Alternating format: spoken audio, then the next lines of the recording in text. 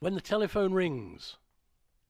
Yes, that's a song that I'm happy with because I think I recorded and wrote it in sort of 15, 20 minutes. Mm-hmm.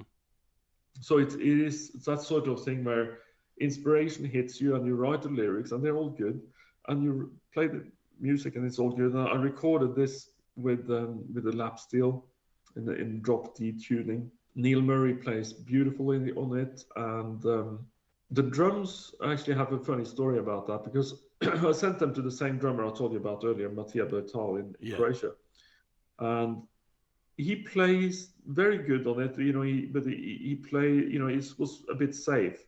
So I said to him, like, why don't we try a thing? Like, let's just try to play the drums without any hi-hats. Just take them off, and just play the toms and the kick and the snare without any sort of cymbals or anything on top.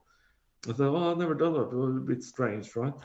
So I said, we'll try it, and then we'll try to mix it later. So we'll mix in the cymbals later from your other take. But then he did that, and it sort of lent itself to this sort of blues song because the drums are completely different to any other blues songs you would have heard. Yeah.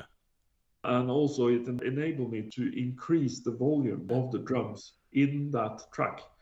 So the sound on When the Telephone Rings is probably one of the best sounding songs. It's very nice. It's very distinctive. It's unusual. There is a sort of two things to that. One is played in a different key kind of thing, a low D tuning that I learned from Manny. But then the other thing is the bass, it's obviously that lower key, and the kick drum is tuned to that as well. So I had like quite a hard job when it comes to mixing that. They're all in the same frequency area. So you have to sort of cut and dive and sort of mix, be a bit intuitive when you mix this sort of song. But once you have the time to spend on it, it ends up sounding different, yeah.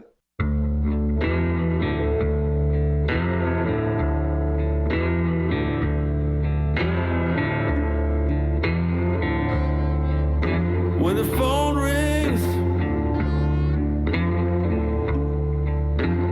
Lord, I wish it wasn't you.